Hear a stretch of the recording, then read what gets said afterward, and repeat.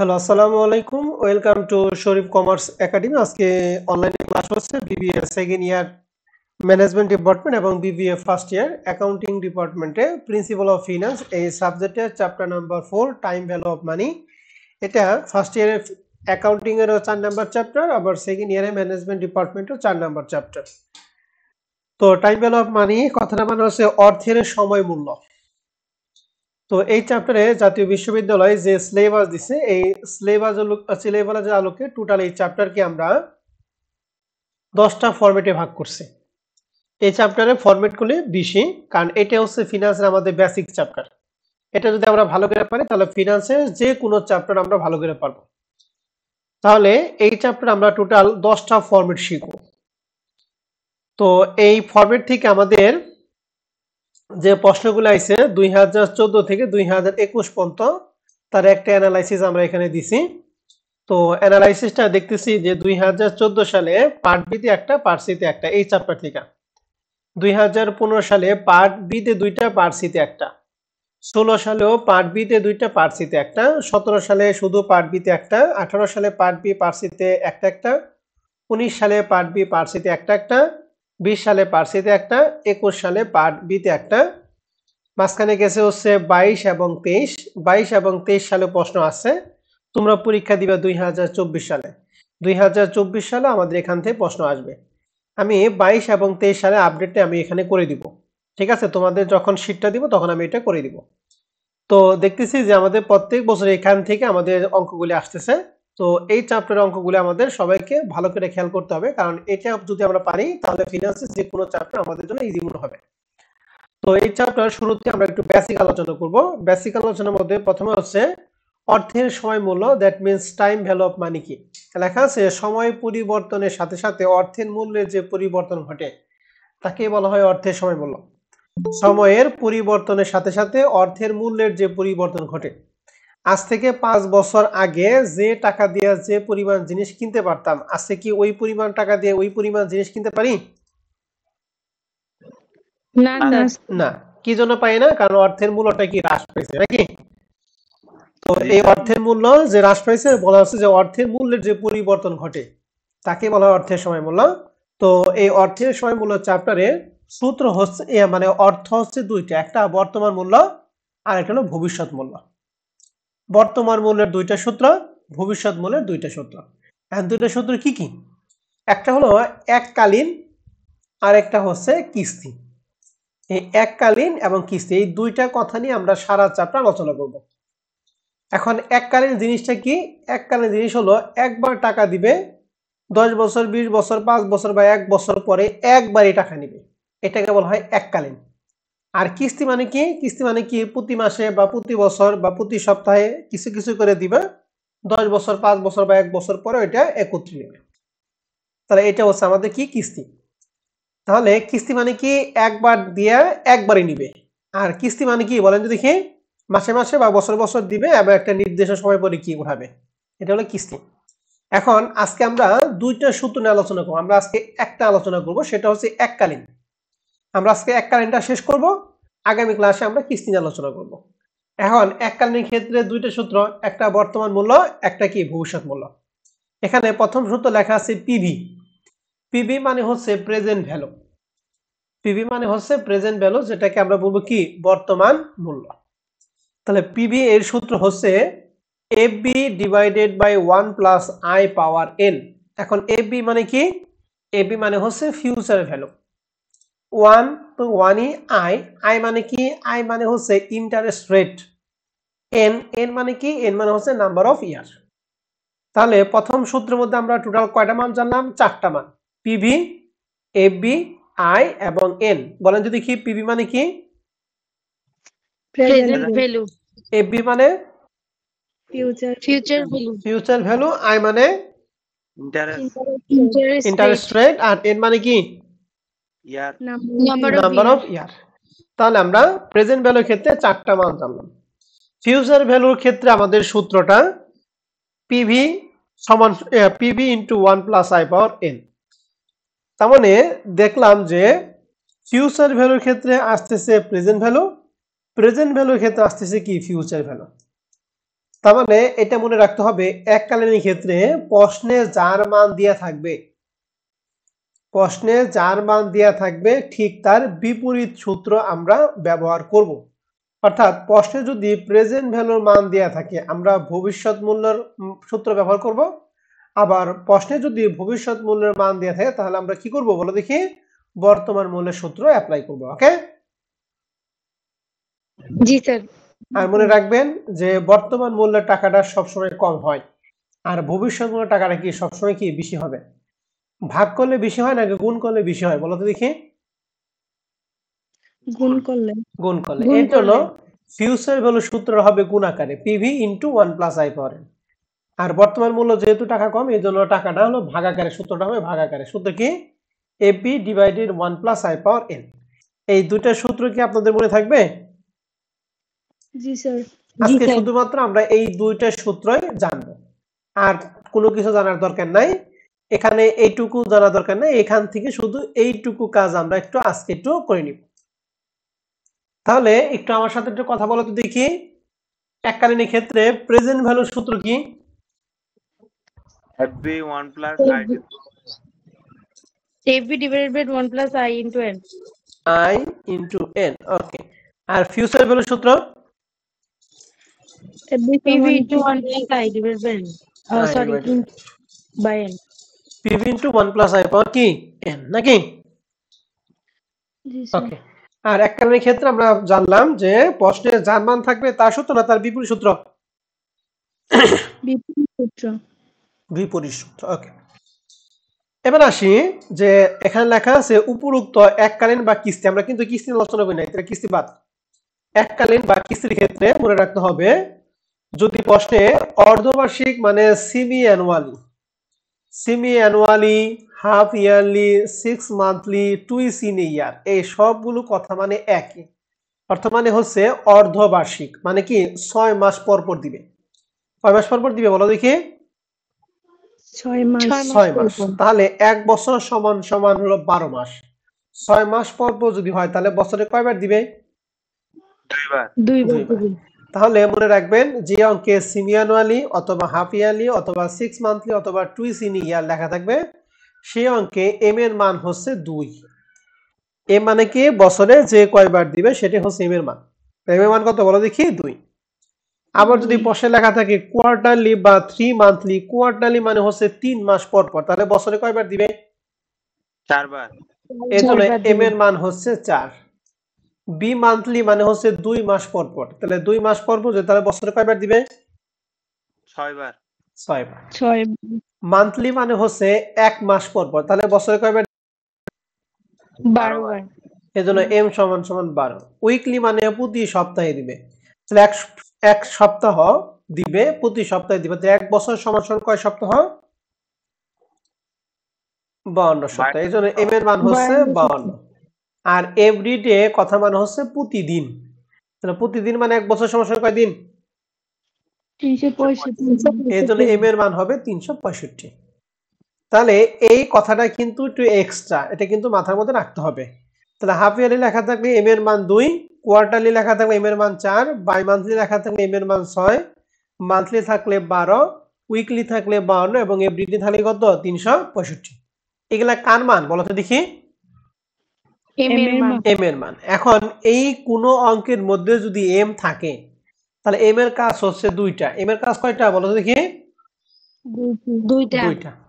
প্রথমটা লেখা আছে কোন অঙ্কে যদি এম এর মান থাকে তাহলে এম এর মান দ্বারা, অর্থাৎ এম এর মান যদি 2 হয়, 4 হয়, 12 হয়, 6 হয়, 3 হয়, যাই হোক এম এর মান দ্বারা আই কি করব? ভাগ করব। আর এন রে কি করব? গুণ করব।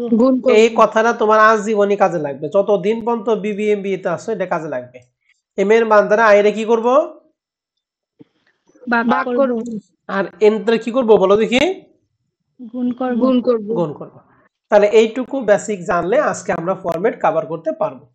তাহলে এই যে এতটুকু আলোচনা করছি এতটুকু আলোচনা আমরা সবাই বুঝতে পারছি? জি স্যার। এবার আসি আমরা তাহলে একটু অঙ্কে যাই। হ্যাঁ, তাহলে প্রথম ফরম্যাট 1 এর অঙ্কটা প্রবলেম 1 নাম্বার অঙ্কটা দেয়া আছে 2017 সালে অ্যাকাউন্টিং এর প্রশ্ন।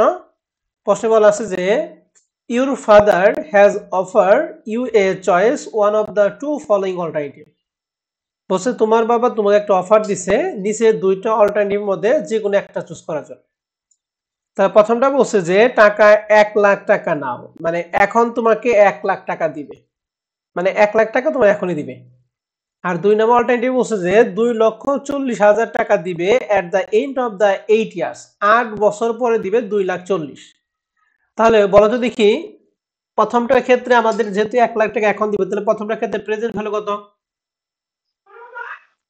1 লাখ 1,00,000 টাকাই কিন্তু দ্বিতীয়টার ক্ষেত্রে যে 2,40,000 দিয়ে আছে এটা কি প্রেজেন্ট ভ্যালু না future value future value future value আমাদের বের করতে বলছে যে assume you could earn 10% annually বলছে যে তোমার যদি আয়ের হার যদি 10% হয় মানে সুদের হার এক কথা আয়ের মান বলছে which alternative should you choose and why কোন অল্টারনেটিভটা চুজ করবে এবং কেন তারা আমাদের কাছে কমেন্ট করতে বলছে তাহলে কমেন্ট মানে কি এ এবং বি দুইটার মধ্যে আমরা করব দেখব যে কোনটা আমাদের জন্য ভালো এখন যেহেতু তোমাকে চুজ করছে তুমি কি কম পাইতে চাইবা নাকি বেশি পাইতে চাইবা বলো দেখি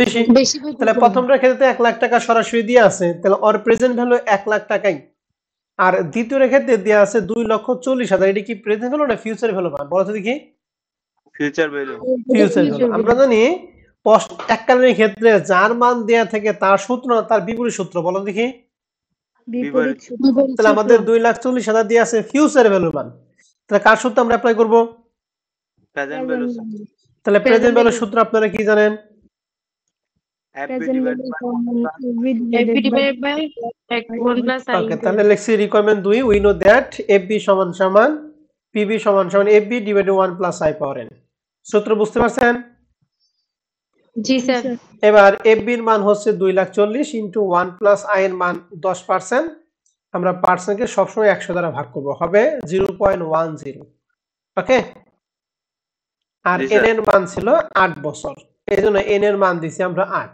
এটাকে আমরা একটু ক্যালকুলেশন করব কিভাবে ক্যালকুলেশন করব সায়েন্টিফিক ক্যালকুলেটর কি হাতে আছে সবার আচ্ছা স্যার বের করেন আমি যেভাবে বলতেছি এভাবে ক্যালকুলেশন উঠান প্রথমে এই নিচের টুকু যোগ করব লেখেন ফার্স্ট ব্র্যাকেট দেন 1 plus 0.10 first 0.10 first bracket close করেন ক্লোজ করে এবার সমান দেন দিছি ফার্স্ট জি, sir. Bracket 1 plus 0.10 first bracket close করে সমান দিব এরপরে পাওয়ার আছে 8 পাওয়ার দেন পাওয়ার চিহ্ন মানে যেরকম সায়েন্টিফিক ক্যালকুলেটর আছে এরকম পাওয়ার 8 দিয়ে একটা সমান দেন জি স্যার দিছেন এখন 2,00,000 চাষে ওইটা কি করে ভাগ করবো ক্যালকুলেটর লেখেন আমি যা বলতে তাই লিখবি ক্যালকুলেটর লেখেন 2,40,000 এরপর দিবেন ভাগ অ্যান্সার সমান 2,40,000 ভাগ অ্যান্সার সমান উল্টা পাল্টা টিপাই না কিন্তু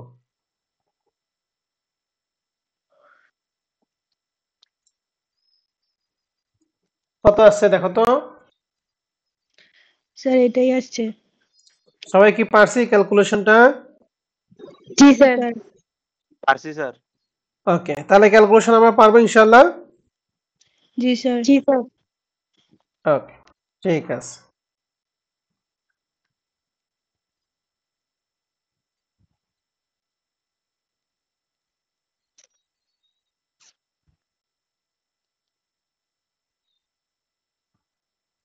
তাহলে প্রথমটা নিয়ে কারো কোনো প্রশ্ন আছে না স্যার ওকে তাহলে এখন প্রথমটার ক্ষেত্রে আমরা পাবো হচ্ছে 1,00,000 টাকা দ্বিতীয়টা চয়েস করলে আমরা পাবো 1,11,962 এখন তুমি কোনটা পাইতে চাইবা কমটা না বেশিটা বেশিটা স্যার ওকে তাহলে আমরা কমেন্ট লিখছি alternative B should choose because it's present value more than alternative A alternative বিটা চুজ করা উচিত কারণ এর প্রেজেন্ট ভ্যালুটা বি থেকে কম না বেশি বেশি স্যার বেশি কমেন্টটা ক্লিয়ার জি স্যার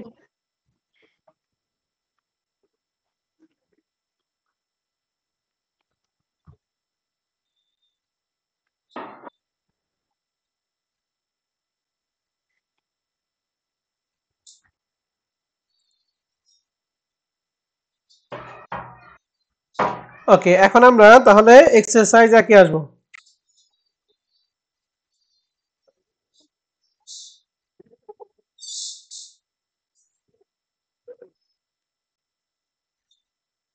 এক্সারসাইজ 1 নাম্বার প্রশ্নটা আমরা সবাই একটু ভালো করে খেয়াল করব। ঠিক আছে? এক্সারসাইজ 1 এটা কি বলছে? What is the present value of the following cash flow at on interest rate of 12% per year? বলছে যে প্রেজেন্ট ভ্যালু বের করো যদি সুদের হার কয় পার্সেন্ট হয় বলো তো দেখি। 12%। 12% হয়। তাহলে এখন 1 নাম্বার প্রশ্নে বলছে, 1 নাম্বার প্রশ্নে কি বলছে একটু বলো তো দেখি একজন। টাকা actually received 5 years from now. তাহলে কি বলছে টাকা 100 টাকা রিসিভ করতে হবে 5 ইয়ার ফ্রম নাও, এখন থেকে 5 বছর পরে 100 টাকা রিসিভ করবা। তাহলে 100 টাকা এখন থেকে 5 বছর পরে বলছে, তাহলে 100 টাকা কি প্রেজেন্ট ভ্যালু না future value? Future value. Future value. আর দ্বিতীয়টা বলছে টাকা 100 টাকা receive each year beginning 1 year from now and continue forever. Continue ফরএভারের বাংলা হচ্ছে আজীবন। আজীবন, ঠিক আছে? তাহলে দ্বিতীয়টা আমরা পরে আসে, প্রথমটাকে আসি। তাহলে প্রথমটা বলছে 100 টাকা 5 বছর পরে। তাহলে 100 টাকা কি প্রেজেন্ট ভ্যালু না ফিউচার ভ্যালু? তাহলে এই অঙ্কে 1 নাম্বার রিকোয়ারমেন্টের জন্য এফবি হচ্ছে 100, এন কত? এম হচ্ছে 5। ইন্টারেস্ট রেট মানে আই কত পার্সেন্ট? 12%. আমরা কি বের করব? Present value. Present value. তাহলে সেম সূত্র অ্যাপ্লাই করে মানটা কি বের করা পারবো? জি স্যার। তাহলে 1 নাম্বার দেখো তো সবাই সলিউশন পিডিএফ এ দেখতেছো কিনা? জি স্যার। তাহলে we know that PB সমান FB নিচে 1 প্লাস I পাওয়ার n। তাহলে FB এর মান 100, নিচে 1 প্লাস I এর মান 12%, 12 100 দ্বারা ভাগ করে 0.12, n এর মান হচ্ছে 5, ক্যালকুলেশন করলে মান পাবো 56.74। ওকে? জি স্যার। তাহলে 1 নাম্বার রিকোয়ারমেন্টটা ক্লিয়ার। এখন আমরা 2 নাম্বার আসবো। বলছে টাকা 100 টাকা receive beginning 1 year from now and continue forever. Continue forever মানে কি আজীবন। আজীবনের ক্ষেত্রে কি বছর গণে কি শেষ করা পারবো আমরা কখনো? না স্যার। যেহেতু বছর গণে শেষ করা পারবো না, এর জন্য এখানে এন নাই। আর যেহেতু এন নাই তাহলে এন ছাড়া বাদ বাকিটুকু আসবে। না, আজীবনের ক্ষেত্রে আমাদের এফবি সূত্র হচ্ছে, পিবি সূত্র হচ্ছে এফবি ডিভাইডেড বাই শুধুমাত্র কি আই। কারণ এখানে এন এর কোনো কাজ আমাদের প্রশ্নে নাই। কথা বুঝি পারছি? জি স্যার। নরমাল হয়তো কি 1 প্লাস আই পাওয়ার এন, যেহেতু আই নাই এর জন্য এন নাই, 1 ও নাই। তাহলে এখন এফ এর মান আমাদের প্রশ্নে দেয়া আছে 100, আর আই এর মান কত পার্সেন্ট দেয়া আছে? 12%। 12 মানে কি 0.12 নাকি?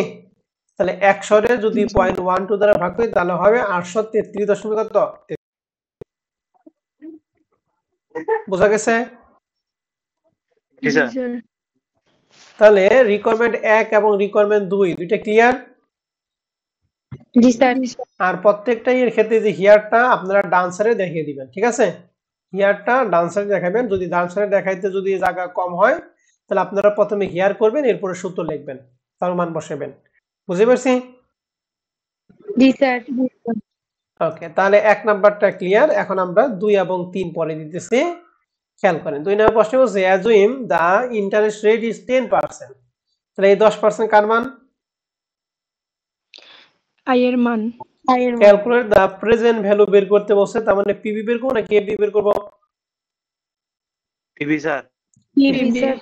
Of the following cash flow. 1 number প্রশ্নে বলছে 10,000 টাকা ক্যাশ আউটফ্লো ইমিডিয়েটলি, মানে এখনই তোমাকে 10,000 টাকা দিবে। তাহলে এই 10,000 টাকা প্রেজেন্ট ভ্যালু কত? 10,000 টাকাই না? জি স্যার। জি স্যার। আর তাহলে প্রথমটার 10,000 কিন্তু 10,000 টাকাই প্রেজেন্ট ভ্যালু। দ্বিতীয়টা বলছে 15,000 টাকা দিবে 3 বছর পরে। তাহলে 15,000 টাকা কার মান?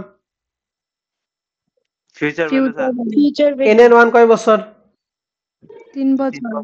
আর আই এর মান 10%. কি বের করব আমরা? Present value. Present value. Present value. দ্বিতীয়টার তৃতীয়টার মধ্যে পার্থক্য কি বলেন তো দেখি, কি পার্থক্য আছে? এন এর পার্থক্য আছে আর ফিউচার ভ্যালু পার্থক্য আছে। আর আই এর মান তো আগেরটাই। তাহলে এখন কি এফবি পারবো? জি স্যার। তাহলে 2 নাম্বারটা বাসার কাজ থাকবে, ঠিক আছে? জি স্যার। ওকে, এবার 3 নাম্বারটা প্রশ্নে বলা আছে what is the present value, তার মানে এই অঙ্কে আমাদের প্রেজেন্ট ভ্যালু বের করতে হবে। এক নম্বর বলছে 8,000 টাকা ইন 10 ইয়ার্স এট 6% রেট, অর্থাৎ 8,000 টাকা দিবে 10 বছর পরে। এটা হলো এফ এর মান 8,000, এন এর মান 10 আর আই এর মান কয় পার্সেন্ট? 6%। তাহলে পারবো? জি স্যার। দ্বিতীয়টা পারবো স্যার। পড়ান, কার পারবো কি স্যার। মান? এফবি এর মান 16,000, এন 5 আর আই হচ্ছে 12%। তৃতীয়টা এফবি এর মান 25,000, এন 15, আই 8%। ওকে, 4 নাম্বারটা পারবো স্যার।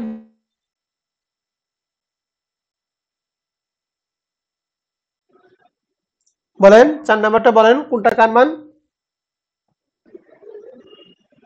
1,000 হচ্ছে এফবি এর মান, 40 স্যার 40 এটা কি এন এর মান? 40 পিরিয়ড মানে 40 বছর কথা বলছে, অবশ্যই এন এর মান। আর আই হচ্ছে 20%। তাহলে এখানে 4টা কি আমরা পারবো? পারবো জি স্যার। স্যার।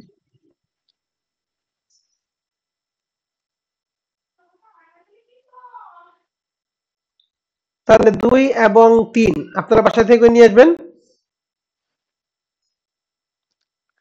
ঠিক আছে স্যার। ওকে, এবার 4 নাম্বার প্রশ্নটা সর্বশেষ অঙ্ক, এটা আমাদের ভালো করে সবাইকে খেয়াল করতে হবে। প্রশ্ন বলছে you are planning to buy a car next year that will cost 10 লক্ষ টাকা এট দ্যাট টাইম। বলছে যে তুমি একটা প্ল্যান করতেছো একটা গাড়ি কিনবা, কোন বছরে? এই বছর না তারপরের বছর? পরের বছর স্যার। পরের বছর। যার মূল্যটা কত হবে? 10 লক্ষ টাকা। তার মানে 10 তো লক্ষ 10 লাখ টাকা। টাকা কি আজকের মূল্য নাকি 1 বছর পরের মূল্য? Future value sir. Future future. Value. Okay, if interest rate, interest কয় পার্সেন্ট? 18%। 18%। 18%। প্রশ্ন বলছে if the interest rate is 18%, how much should you set aside now and to deposit in a bank in order to pay for the car purchase? তাহলে কার পারচেজের জন্য তোমাকে কত টাকা জমা দিতে হবে? তার মানে এখানে যে গাড়িটা কিনবে পরের বছর না, বলছে এ কার নেক্সট ইয়ার। নেক্সট জি ইয়ার মানে স্যার। ইয়ার কয়টা বলো তো দেখি?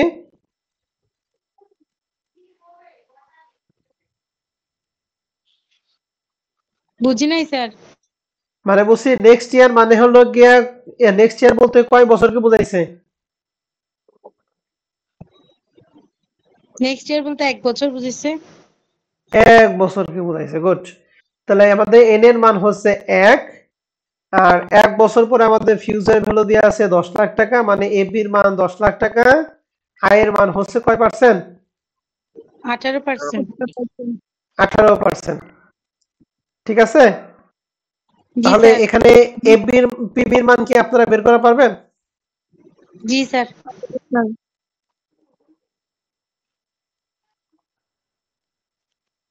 তাহলে 4 নম্বর অঙ্ক ক্লিয়ার? জি স্যার।